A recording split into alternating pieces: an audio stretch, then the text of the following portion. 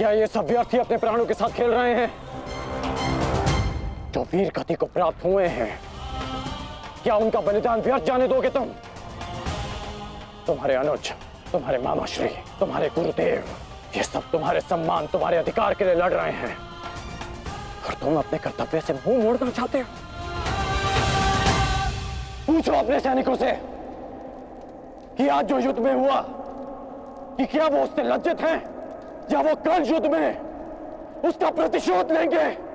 बोलो सैनिकों! प्रतिशोध लेंगे, प्रतिशोध लेंगे, प्रतिशोध लेंगे।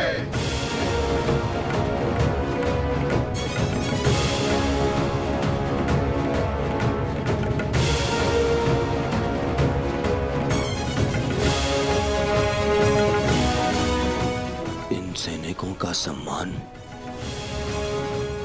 मेरे मन में लगी अग्नि को बुझा नहीं सकता मित्र। मैं तुम्हारे लिए सदैव प्रस्तुत हूं मित्र। आदेश दो मुझे, आदेश दो कि क्या चाहिए तुम्हें। तुम्हारी पीड़ा को शांत करने की औषधि क्या है मित्र? बताओ मुझे। मुझे अपने इस अपमान का प्रतिशोध चाहिए। जिसने मेरा मान हरण किया, उसके प्राण हरण करने हैं मुझे। मुझे अभिमन्यु चाहिए।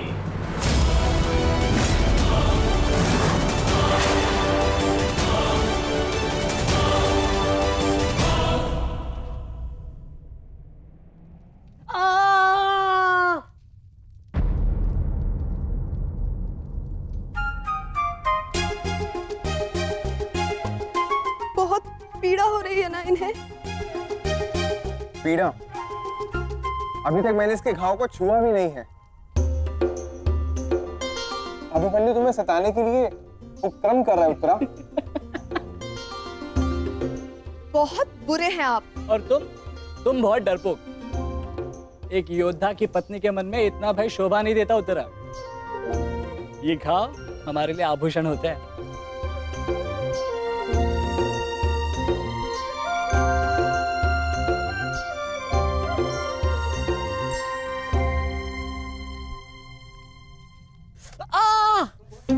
क्यों सताते हो तुम उसे? अब क्या करूं माता, वो तो आजकल हर बात पर क्रोधित हो जाती है। और अब आप भी मुझे डांट रही हो। तुम्हें अधिक चोट तो नहीं आई ना पुत्र?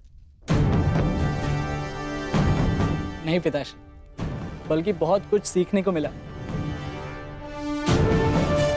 सच में अंगराज कर्ण एक महान योद्धा है। उन्हें आपके अतिरिक्त और कोई टक्कर नहीं दे सकता। हाँ पुत्र, परंतु हम दोनों के लक्ष्य और सोच भिन्न हैं। मुझे तुम पर गर्व है।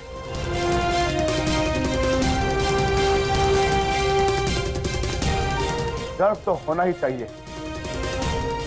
आज अभिमन्यु ने दुर्योधन को उचित उत्तर दिया।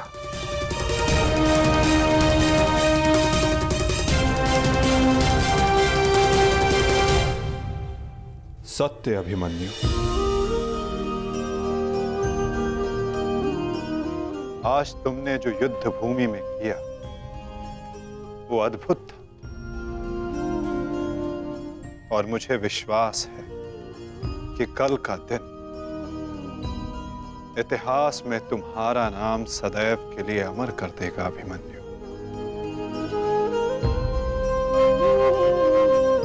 इतिहास से पूर्व मेरे पुत्र ने अपनी छवि मेरे मन में अमर कर दी है। 14 वर्षों के पश्चात आज पहली बार मन को एक शीतलता पहुंची कि मेरे पुत्र ने मेरे साथ हुए अपमान और अत्याचार का भान उस दुर्योधन को करवाया।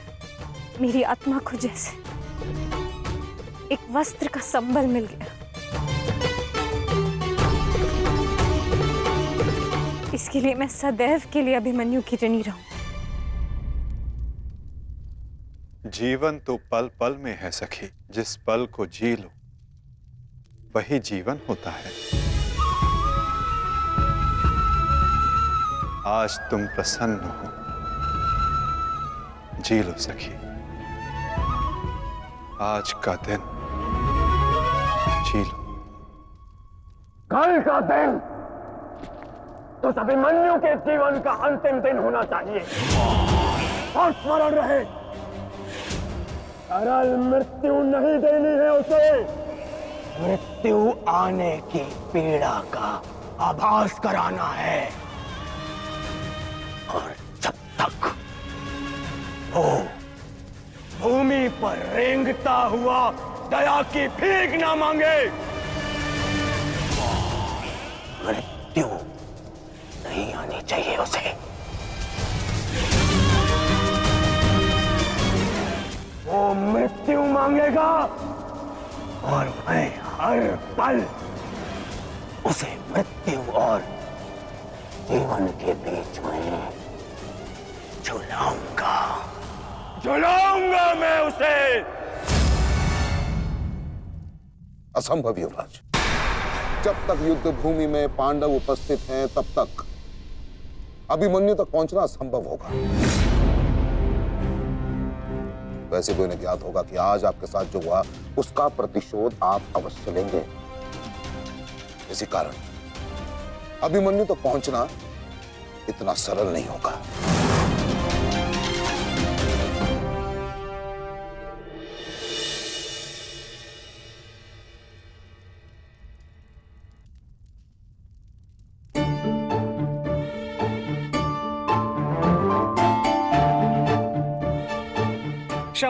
क्षमा कर दो, भूल हो गई बस। अच्छा, अब क्षमा भी कर दो। जिसने युवराज दुर्योधन का मस्तक झुका दिया, वो आज तुम्हारे समक्ष सर झुकाए मना रहा है तुम्हें। देखो, किसी ने मुझे इस प्रकार सर झुकाए देख लिया ना, तो मेरा बहुत उपहास उड़ाया जाएगा। पहले वचन दीजिए कि भविष्य में आप इस तरह मेरा उपहास नहीं बनाएंगे। आपको अनुमान भी है मैं कितनी भयभीत हो गई थी। अब इसमें भयभीत क्या होना उत्तरा? आप नहीं समझेंगे, मुझे आपसे बात ही नहीं करनी। तो ठीक है, मत बात करना, परंतु कल यदि लौटा नहीं ना तो पछताना नहीं कि... दोबारा ऐसे मत बोलना आर्य। भाई खो चुकी हूँ, पति नहीं खो सकती। क्षत्रिय हूँ, अपने अधिकार लेना जानती हूँ। आपको लौटना होगा, क्योंकि इस बार केवल मैं नहीं, आपकी होने वाली संतान भी आपकी प्रतीक्षा करेगी।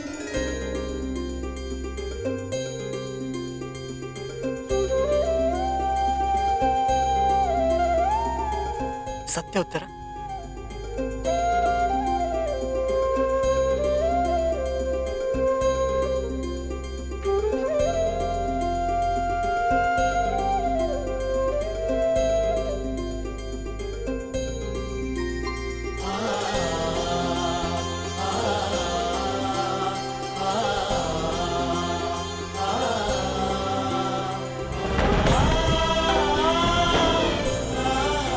मैं तुम्हें वचन देता हूं उत्तरा, तुम और हमारी संतान सदा मुझ पर गर्वित रहेंगे। जानती हूँ आपकी संतान बहुत भाग्यशाली है, उसे अपने पिता की शौर्य गाथा सुनने को मिलेगी। गाथाएं विजय के साथ होती है उत्तरा, और विजय अभी शेष है। युद्ध शेष रहे या न रहे, उस अभिमन्यु के प्राण शेष नहीं रहने चाहिए आचार्य। आप सेनापति तीरगत के वीर नरेश शर्मा, मध्य नरेश शैल्य, अश्वत्थाम आंगराज, इतने वीरों के होते हुए भी क्या एक बालक को बंदी बनाया नहीं जा सकता? तुम्हारे प्रतिशोध के लिए केवल कुशल योद्धाओं की नहीं, बल्कि एक उत्तम योजना की आवश्यकता है मेरे होने वाले सम्राट। हमारी सफलता एक उत्तम योजना में छिपी है।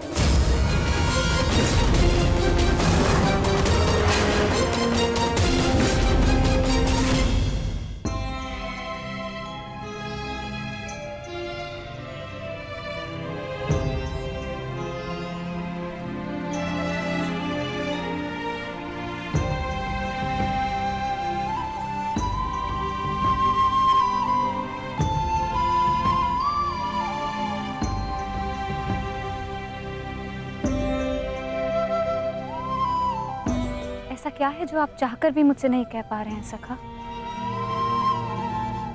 ये रात का अंधकार भी आपके मुख पर आए हुए भाव मुझसे नहीं छुपा सकता। रात्रि के बाद दिन आता है सखी, उसी प्रकार जीवन के पश्चात मृत्यु आती है। सुख के बाद दुख आता है और यही सृष्टि का नियम है। हमें अपने जीवन में सबके लिए तत्पर रहना चाहिए सखी।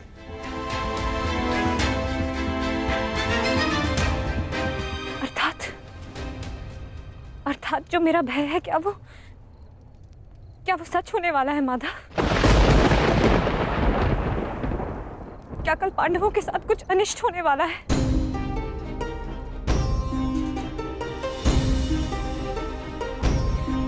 आप तो सब जानते हैं ना सखा। बताइए मुझे, बताइए मुझे।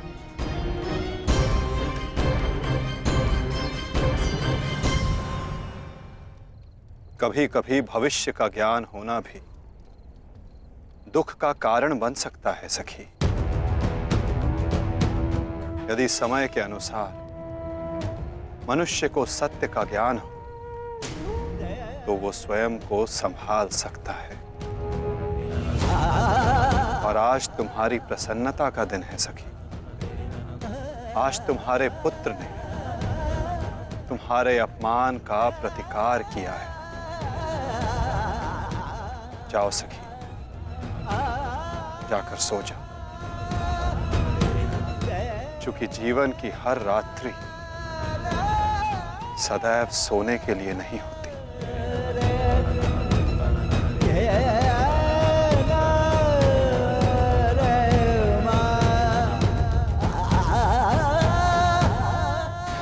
तब तक सो नहीं पाऊंगा जब तक मेरा प्रतिशोध पूर्ण ना हो जाए आचार्य। प्रतिशोध की आग में कोई और भी जल रहा है। युवराज दुर्योधन,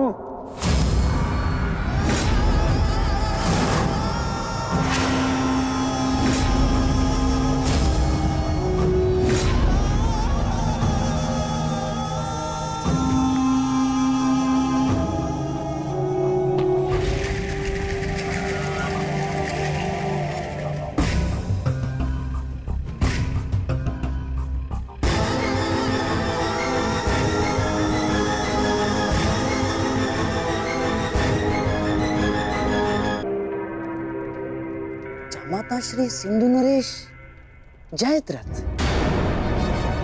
भूल को क्षमा किया जा सकता है, अपराध को नहीं। इस सम्मान के पश्चात में जीत बचा तो ऐसा भयंकर प्रतिशोध होगा कि तुम पांचों की आत्मा कांप उठेगी। प्रतिशोध दूंगा।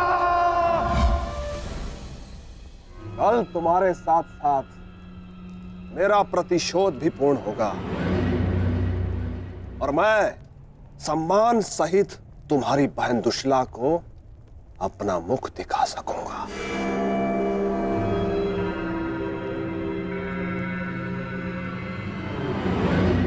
इतने समय आप कहाँ थे सिंधु नरेश?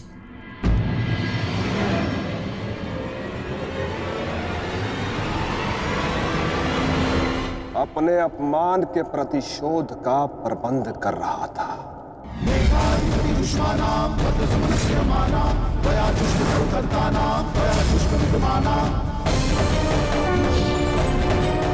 पुत्र जयद्रथ, मैं तुम्हारी तपस्या से प्रसन्न हूं। मांगो, क्या वर मांगते? महादेव, मुझे अपने प्रतिशोध का अवसर चाहिए। शपथ ली है मैंने, जब तक पांडवों के अपमान का प्रतिशोध नहीं लूंगा तब तक मुकुट धारण नहीं करूंगा। और वो दिन कल आएगा वो दिन जब मैं पांडवों को ऐसी पीड़ा दूंगा कि वो जीवन भर नहीं भुला सकेंगे। महादेव का आशीर्वाद है मेरे साथ और मैं तुम्हारे साथ युवराज। तुम्हारी योजना और मेरा प्रतिशोध दोनों कल सफल होंगे।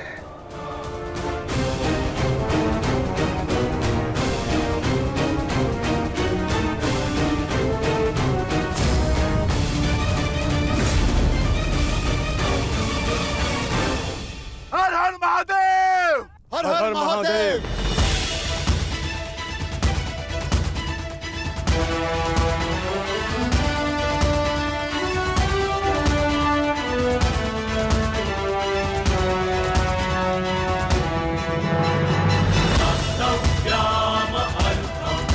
सर्वोत्तम बनो पुत्र। संसार के सभी योद्धाओं में तुम्हें सबसे अधिक कीर्ति प्राप्त हो।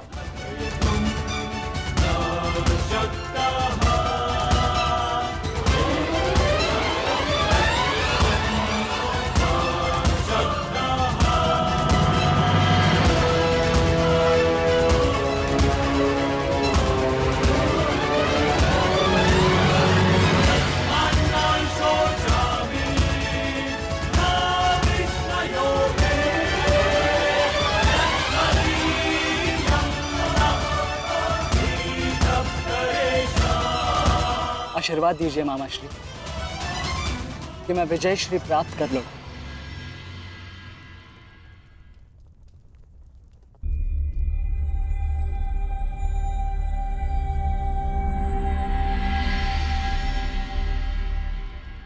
विजय तो कायरों को भी प्राप्त होती है पुत्र, परंतु कीर्ति और यश केवल शूरवीरों का मुकुट बनती है। मेरा आशीर्वाद तुम्हारे साथ है पुत्र। तुम युद्ध क्षेत्र में वो कीर्ति प्राप्त करो जो तुम्हें अमर बना दे।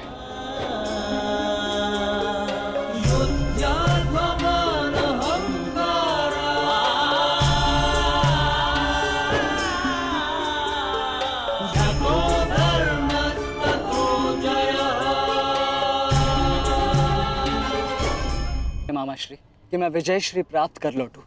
मेरा आशीर्वाद तुम्हारे साथ है पुत्र। तुम युद्ध क्षेत्र में वो कीर्ति प्राप्त करो जो तुम्हें अमर बना दे।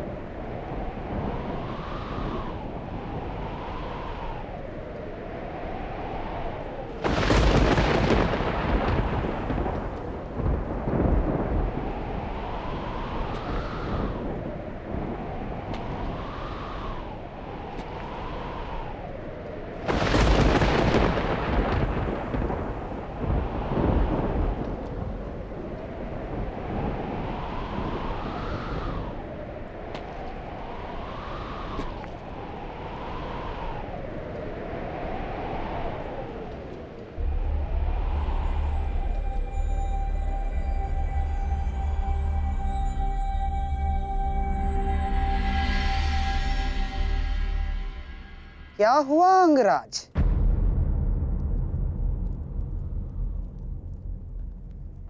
सूर्यदेव से आप ये प्रार्थना तो नहीं कर रहे हैं कि वो उदित ही ना हो? अर्जुन को दिया वचन आपको पूर्ण करना होगा अंगराज। सूर्यास्त का बहाना बनाकर कहीं आज भी शत्रु को जीवित छोड़ देने का मन तो नहीं बना लिया आपने?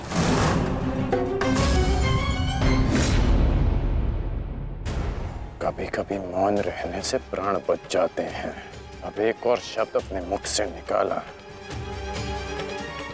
तो युद्ध आरंभ होने से पूर्व ही शत्रु से पहले मैं अपने पक्ष के किसी योद्धा का वध कर दूंगा। अंगराज, अंगराज, आप क्रोधित क्यों हो रहे हैं? मेरे कहने का तात्पर्य केवल यह है कि आपके पुत्र वृषसेन की मृत्यु तो स्मरण है ना आपको? वृषसेन के हत्यारे अर्जुन का पुत्र ही आज आपका लक्ष्य होना चाहिए। बस मैं यही कहना चाह रहा था। कर्ण को स्मरण है मामा श्री।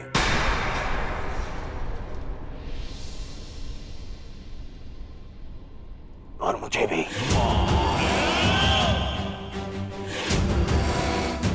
आज हम वृषसेन की मृत्यु और मेरे अपमान का प्रतिकार दोनों लेंगे। मैं केवल इतना जानना चाहता हूं कि इस प्रतिकार से पूर्व उस कौटे अर्जुन को मार्ग से हटाने का क्या प्रबंध करना चाहिए? उसका प्रबंध मैं कर चुका हूं मेरे होने वाले सम्राट।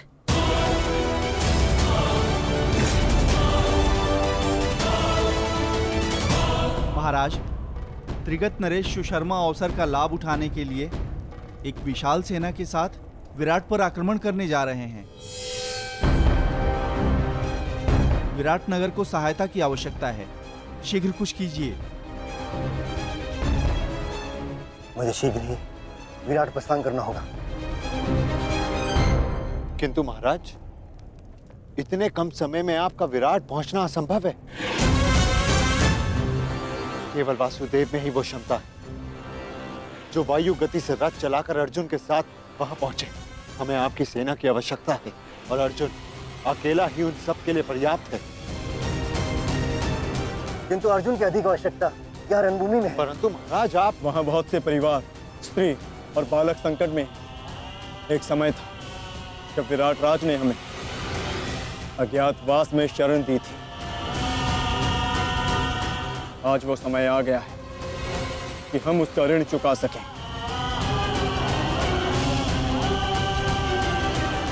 और फिर अभिमन्यु भी तो यहाँ है।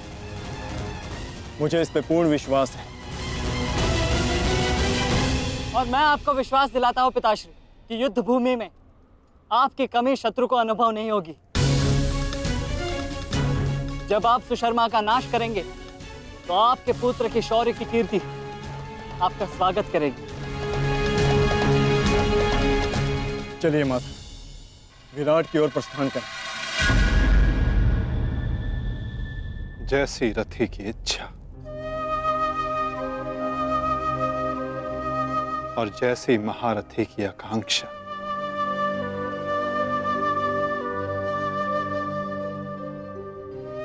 आओ पार्थ।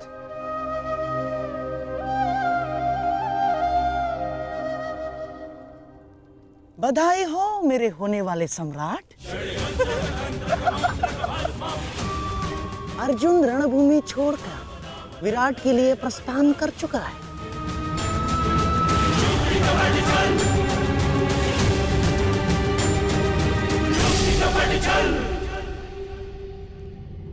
आचार्य द्रोण, समय आ चुका है। हमारी सेना को अपनी योजना अनुसार सज्ज कीजिए। जिस प्रकार चक्की का पत्थर एक ही चक्कर में अन्न के दानों को पीस देता है, उसी प्रकार हमारी यह सेना शत्रु सेना को एक ही चक्कर में पीस देगी युवराज। और अपनी सेना के नाश को रोकने के लिए आएगा वो महावीर अभिमन्यु। और वहां हम उसके प्राण फाड़ लेंगे, जिसने मुझे अपने बाणों के चक्र में फंसाया था। आज वो फंसकर मरेगा हमारे चक्रव्यूह में। युद्ध का 13वां दिन।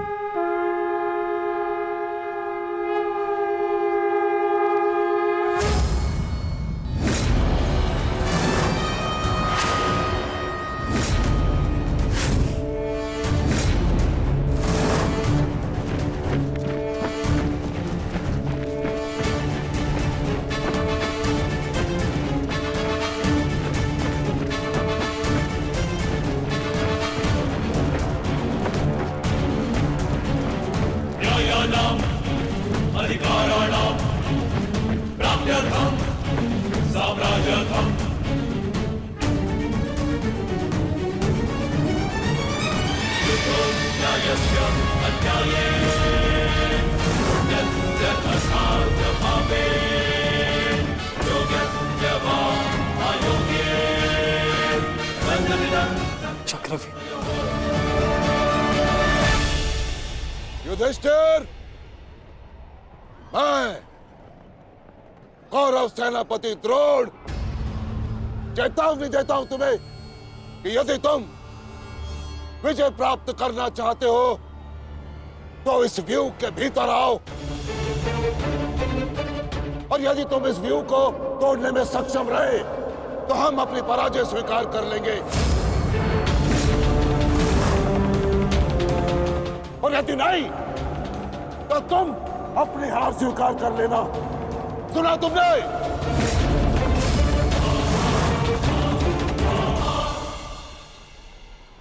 आचार्य द्रोण, हम अवश्य ही इस चक्रव्यूह को ध्वंस कर देंगे।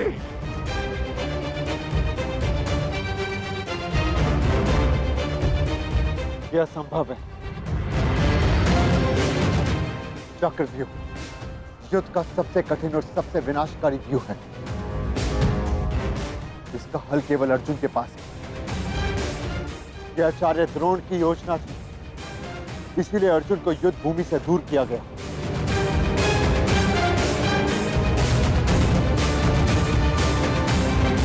कोई तो मार्ग होगा।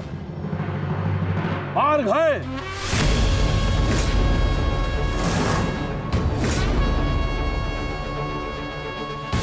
मैंने भी उसी आचार्य भारद्वाज से चक्रव्यूह भेदन सीखा है, जिस आचार्य भारद्वाज से उस द्रोण ने चक्रव्यूह की रचना सीखी।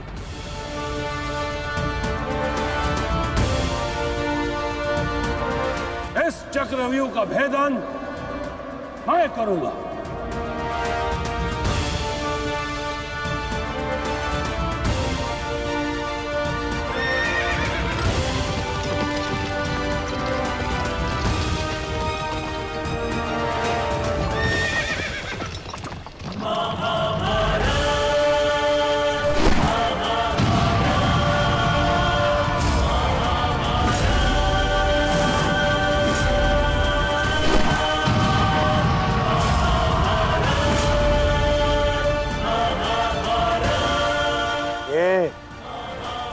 क्या है आचार्य?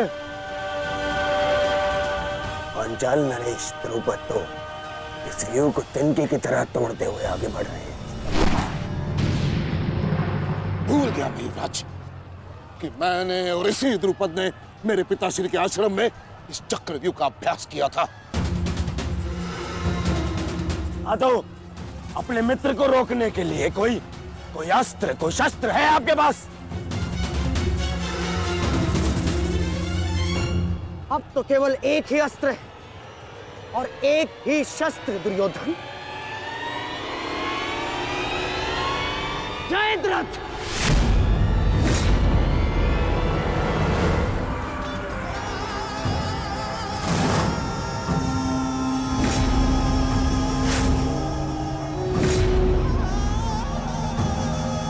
जयद्रथ, कदाचित द्रौपदी के पतियों द्वारा किया गया अपमान भूल गए हो तुम, इसीलिए द्रौपदी के पिता के समक्ष उपस्थित हुए हो। आज द्रौपदी के पति हो या उसके पुत्र, कोई मुझे नहीं रोक सकता।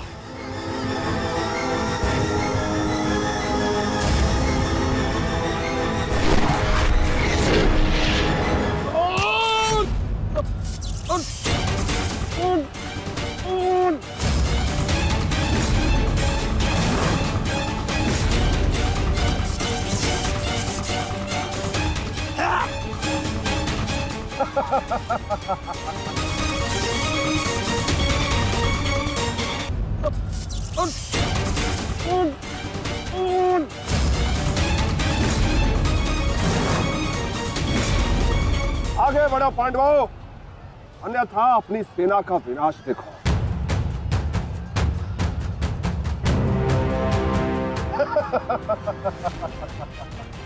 ज्येष्ठ पिताश्री, मुझे आज्ञा दीजिए। मुझे चक्रव्यूह के भीतर प्रवेश करने का मार्ग ज्ञात। मैंने पिताश्री से सुना था कि ये मैं कर सकता हूं। नहीं अभिमन्यु, मैं तुम्हें इसकी अनुमति नहीं दे सकता। धर्मराज ठीक कह रहे हैं। आचार्य ने कुछ सोच समझकर ही इस व्यूह की रचना की है। अब इसे शक्ति का सम्मिलित प्रहार ही तोड़ सकता है। मैं और भीम मिलकर प्रहार करेंगे।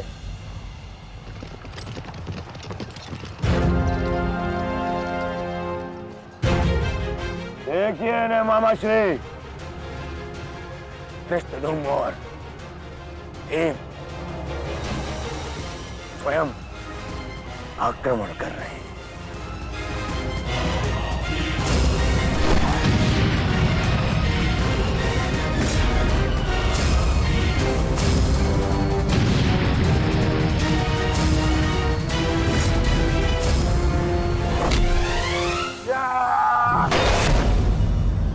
आज इनके हरेक प्रहार का उत्तर है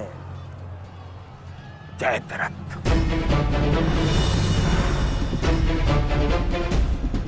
चक्रव्यूह में प्रवेश करने से पूर्व मुझसे नहीं मिलोगे मित्र? स्मरण है ना 5 चोटियां? आज उसी के प्रतिकार का दिन है।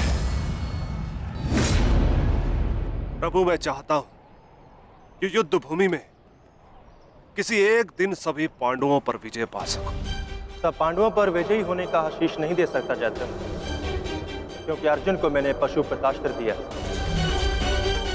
मेरा ही वरदान मेरी ही शक्ति को छीन नहीं कर सकता। इसलिए केवल अर्जुन को छोड़ जिस दिन तुम चाहोगे, शेष संसार के समस्त योद्धाओं के समक्ष तुम अपराजय रहो। आगे बढ़ो भीम, आज मेरी गदा का स्वाद भी चक्कर देखो।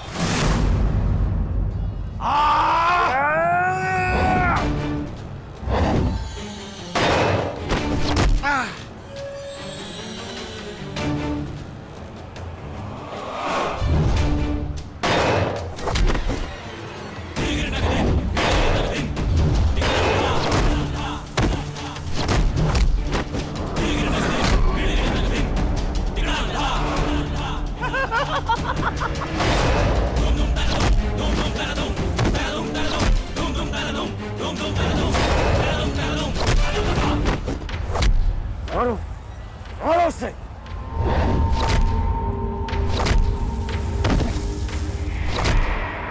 ताजश्री, आप ऐसा कैसे होने दे सकते हैं? ताजश्री, भीम और मामा दृश्यद्युम्न में शक्ति है, परंतु चक्रव्यूह को शक्ति से नहीं, युक्ति से तोड़ा जा सकता है। मुझे आज्ञा दीजिए।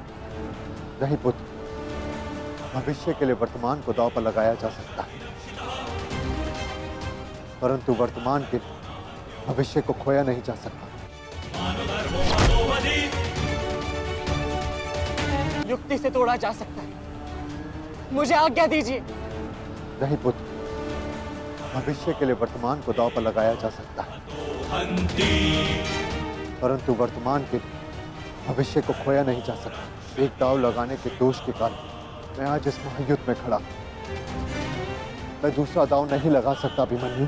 परंतु आज यदि चक्रव्यूह को तोड़ा ना गया तो हम ना केवल हार जाएंगे, बल्कि मेरे पिताश्री का सर भी झुक जाएगा। आपने वो दांव लगाकर सर झुकाया था और मैं ये दांव खेलूंगा अपने पिताश्री का सर ऊंचा रखने के लिए। मैंने उन्हें वचन दिया था कि युद्ध भूमि में शत्रु को उनकी कमी अनुभव नहीं होगी, और मुझे शत्रुओं को वीर अर्जुन के रक्त का तेज दिखाना।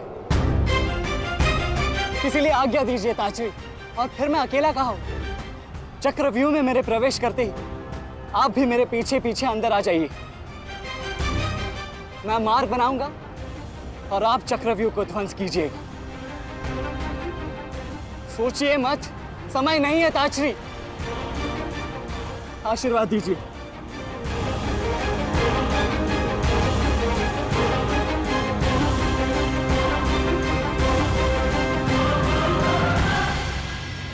के पुत्र, किंतु सतर्क रहना, हम तुम्हारे पीछे ही रहेंगे। आगे बढ़ो।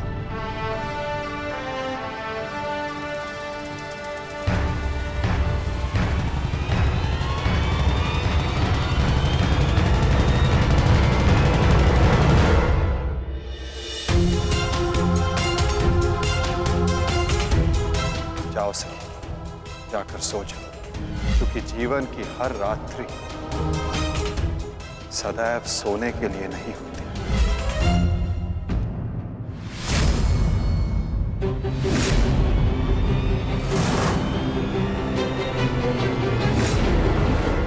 मेरी सुरक्षा के लिए माता यज्ञसेनी का आशीर्वाद है मेरे साथ, और जब तक ये मेरे साथ है मुझे कुछ नहीं हो सकता।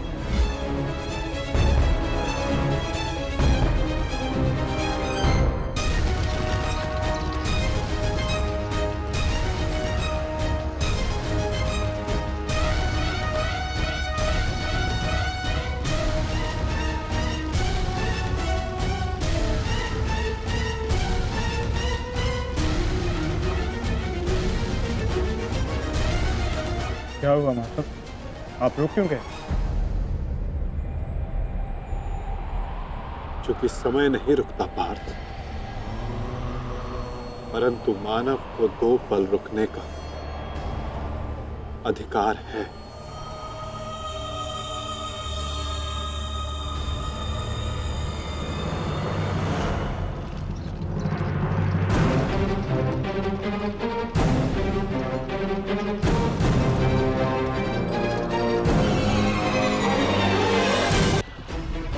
आगे बढ़ो।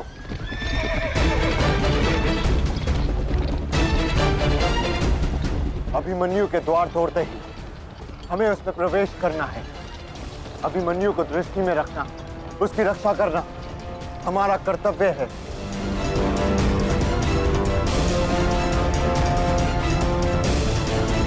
आ बालक, आ महारथियों,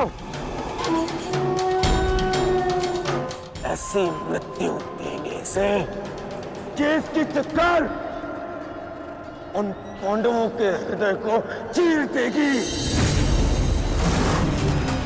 और स्मरण रहे, सरल मृत्यु नहीं देनी है इस अभिमन्यु को।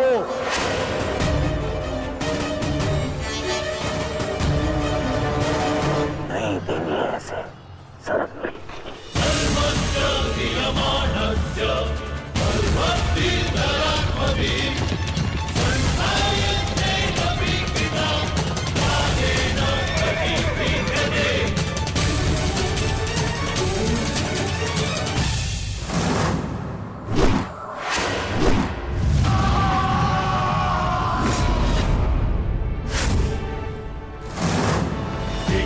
साक्षी, मुझे मार्ग मिल गया है।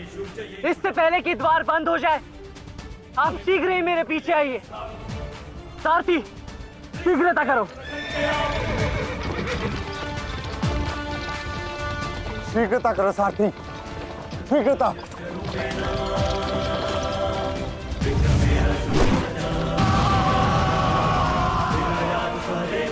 उत्तम अभिमन्यु, उत्तम।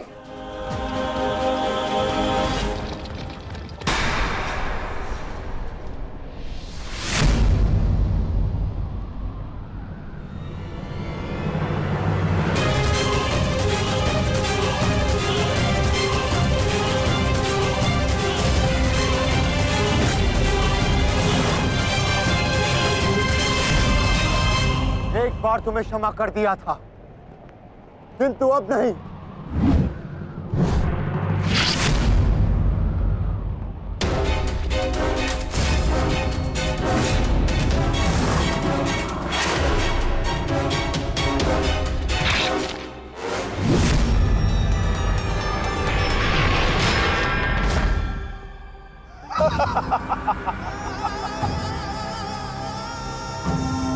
एक बार अपमानित हो चुका हूं, इस बार तुम्हारी बारी है पांडवों। महादेव का वरदान सफल रहा, आज इस युद्ध भूमि में केवल मेरा शासन होगा, मेरा। केवल अर्जुन के अतिरिक्त कोई मुझसे जीत नहीं पाएगा पांडवों। और आज सिर्फ एक ही मृत्यु होगी।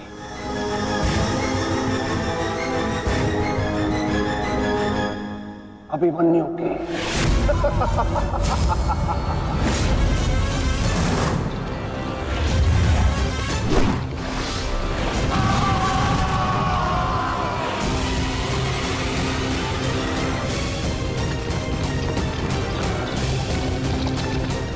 एक चक्रव्यूह तुम्हें पराजित करने के लिए नहीं है मूर्खों। ये तो उस अपमान का प्रतिकार था जो कल अभिमन्यु ने युवराज दुर्योधन के साथ किया था। उसने दुर्योधन का मान हरण किया था और आज वो उसके प्राण हरण करेगा।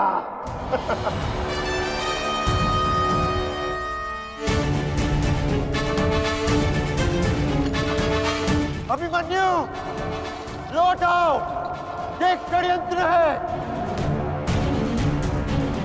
न्यायानाम अधिकाराणाम साम्यर्थम साम्राज्यर्थम।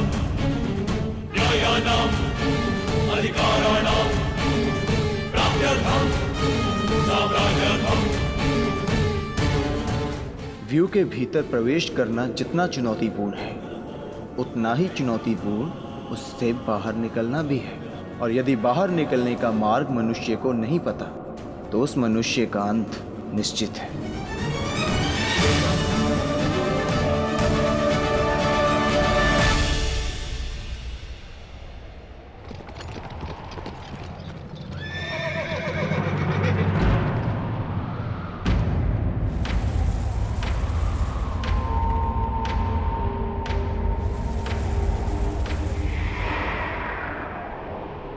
आगे बढ़िए माधव, शत्रु समक्ष है।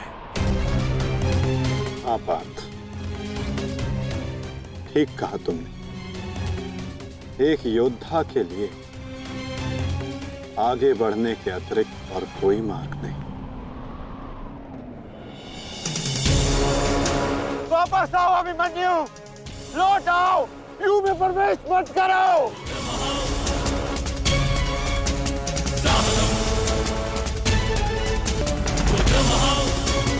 मेरे लिए अब लौटना संभव नहीं था श्री। यदि हमने इस चक्रव्यूह को नहीं तोड़ा तो हम ये युद्ध हार जाएंगे और मेरे रहते ये संभव नहीं। समझने का प्रयत्न करो पुत्र, ये सब तुम्हें घेर कर तुम्हारे प्राण लेना चाहते हैं। लौट आओ अभिमन्यु, लौट आओ। एक योद्धा मृत्यु के भय से पीछे नहीं हटता था श्री। वो आगे बढ़कर मृत्यु का वरण करता है। और आज मृत्यु को भी अर्जुन पुत्र के बाणों का तेज सहना होगा।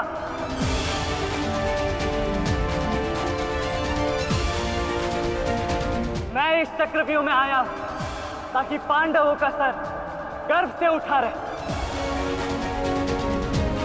और विश्वास कीजिए ताश्री, यदि मेरा सर भी कट जाए तब भी आपका सर गर्व से उठा रहेगा।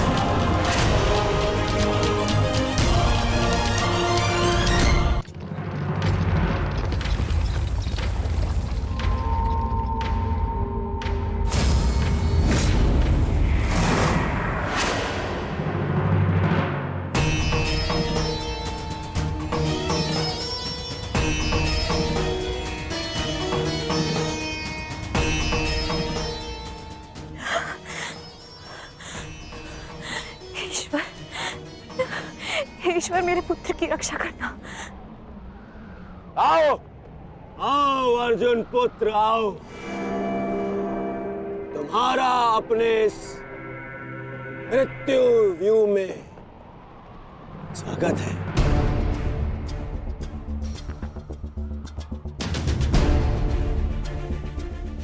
एक वीर योद्धा से सुना था मैं कि हे मृत्यु, तैयार यदि तू आने को, प्रसन्न मुखा, द्वार खुला है तेरा स्वागत, प्रसन्न मुखा।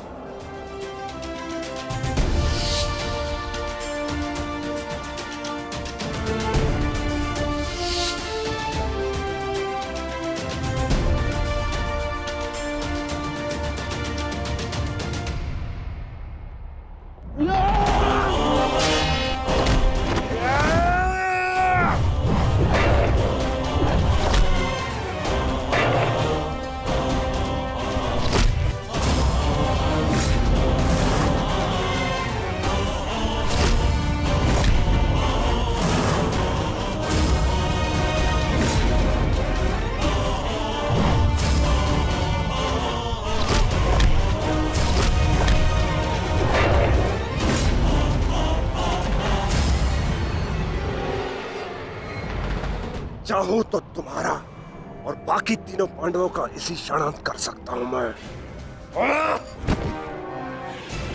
किंतु उसके साथ उस पीड़ा का भी तो अंत हो जाएगा जो अभिमन्यु को पल पल मरते देख तुम्हें होगी। फिर उस पीड़ा का अनुभव कैसे होगा तुम्हें जो जयद्रथ ने इतने वर्षों तक सही है। अभी तो वो दृश्य देखना शेष है जिसे देखकर तुम स्वयं मुझसे अपनी मृत्यु की भीख मांगोगे। तुम्हारे सामने तुम्हारे कलेजे के टुकड़े टुकड़े होंगे और तुम कुछ नहीं कर पाओगे, कुछ नहीं। क्या हुआ? इतने महारथी को देख के भयभीत हो गए? क्यों? नहीं काका श्री, अपितु ये तो सम्मान की बात है कि एक साथ इतने सारे योद्धा मुझसे द्वंद्व करने की प्रतीक्षा कर रहे हैं। अच्छा, सच में महान धनुर्धर अर्जुन के पुत्र और महानतम योद्धा वासुदेव कृष्ण के भांजे का स्वागत ऐसा ही होना चाहिए। प्रणाम स्वीकार करे आदरणीयों।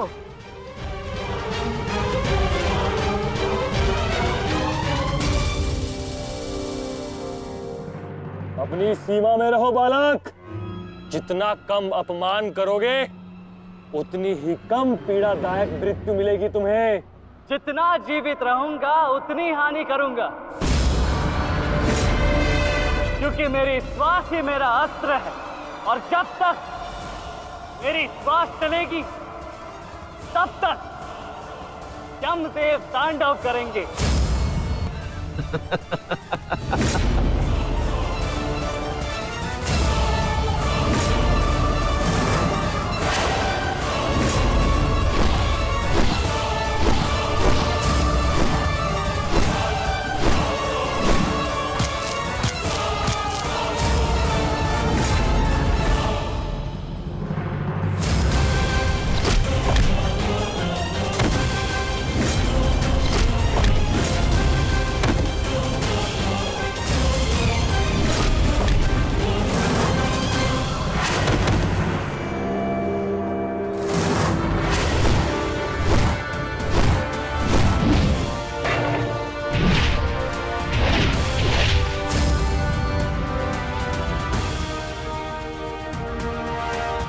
कुछ स्मरण हुआ काका श्री? कहा था ना मैंने कि जब जब आपसे द्वंद्व करूंगा तब तब आपके वस्त्र हरण करूंगा और तब तब आपके मुख पर इस लज्जा को देख अपने मन में जल रही प्रतिशोध की ज्वाला को शीतलता प्रदान करूंगा। और हो गया मेरा अपमान, अब और नहीं। महारथियों, आक्रमण करो इस बालक पर।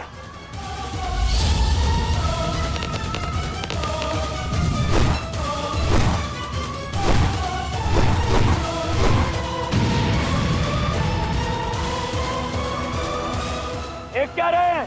अपने धर्म का पालन कीजिए, मेरा प्रतिशोध लीजिए, आक्रमण कीजिए आचार्य।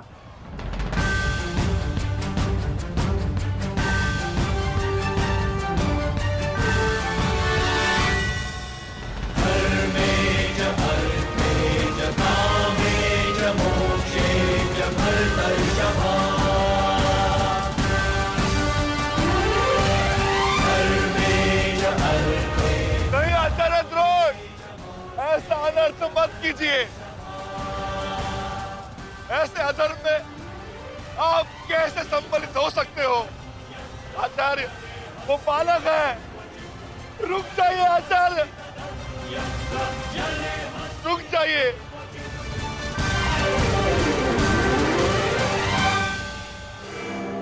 अपना दिया वचन स्मरण है ना पिताश्री?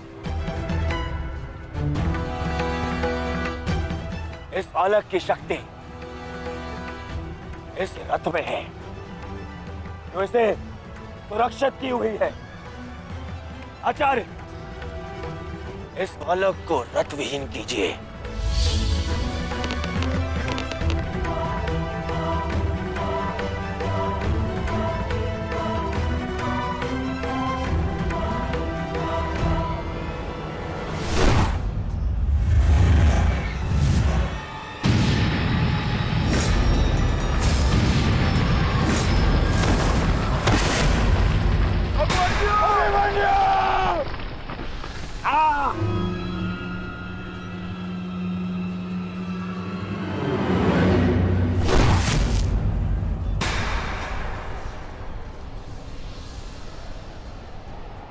माधव, मुझे कई बार चोट लगी, परंतु इस चोट की पीड़ा का भान मेरे मन को विचलित कर रहा है। कहीं ये कोई संकेत तो नहीं?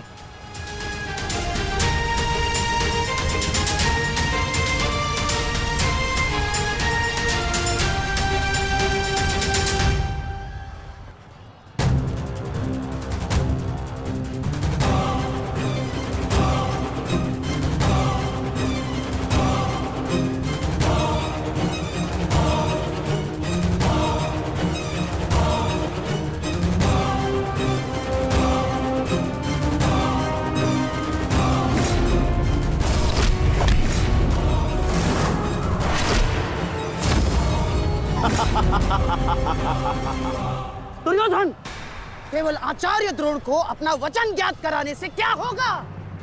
इतने अपमान के पश्चात भी अंगराज कर्ण तो जो के त्यों खड़े हैं। क्या इनका इस युद्ध के प्रति कोई कर्तव्य नहीं? मैं केवल नियम का पालन कर रहा हूं गांधार नरेश। नियम और नीति कहती है कि एक योद्धा के साथ केवल एक ही योद्धा युद्ध कर सकता है, और तुरंत के लिए अभिमन्यु युद्ध के लिए किसको चुनेगा वो उसका अधिकार है। नहीं मित्र, ये विकल्प लेने का समय नहीं है। अंत करो इसका। नहीं मित्र, हमें ये युद्ध जीतने के लिए अनीति का सहारा लेने की आवश्यकता नहीं है। नीति सिखाते सिखाते प्रपितामह शरशैया पर चले गए। यदि इन्हें नीति का ज्ञान होता तो आज ये युद्ध संभव ही ना होता। अभिमन्यु, तुम्हें विकल्प चुनना होगा।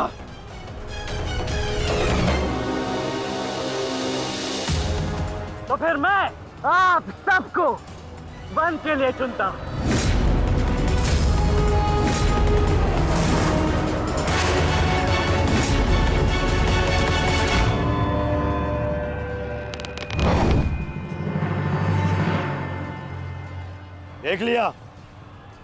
देख लिया इसने अपना विकल्प चुन लिया। अब इस पर दया दिखाने की कोई आवश्यकता नहीं है। अब आक्रमण करने की आवश्यकता है। आक्रमण करो और अपना वचन स्मरण रखो कर्ण। देख रहे हो पांडवों, अभी तो ये रथ विहीन हुआ है, फिर निशस्त्र होगा और फिर प्राणहीन।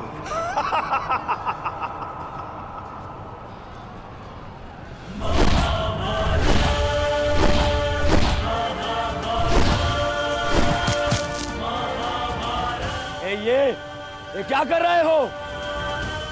धनुष विहीन करो इसे।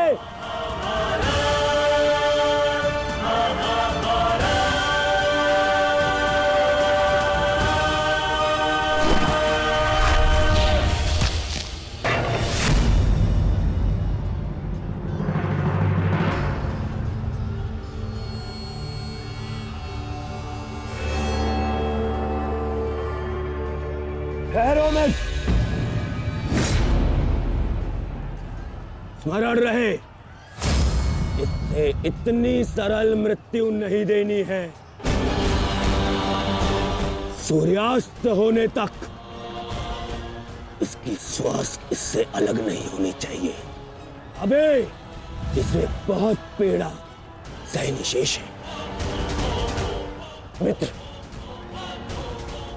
ये एक योद्धा है, इसे योद्धा की मृत्यु दो। अरे योद्धा नहीं है ये, उन भगोड़े पांडवों का मैला रक्त है।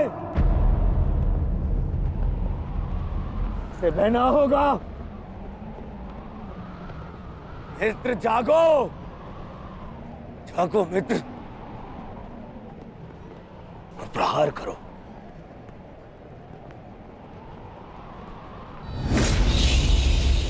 नहीं, नहीं अंगराज, ऐसा मत करो, यह धर्म है।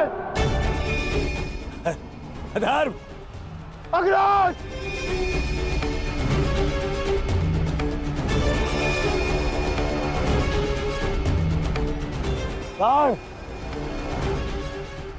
स्मरण करो, स्मरण करो कैसे इन पांडवों ने तुम्हारे पुत्र को मारा था। दया तो इन्होंने भी नहीं दिखाई थी उस पर, उसकी पीड़ा का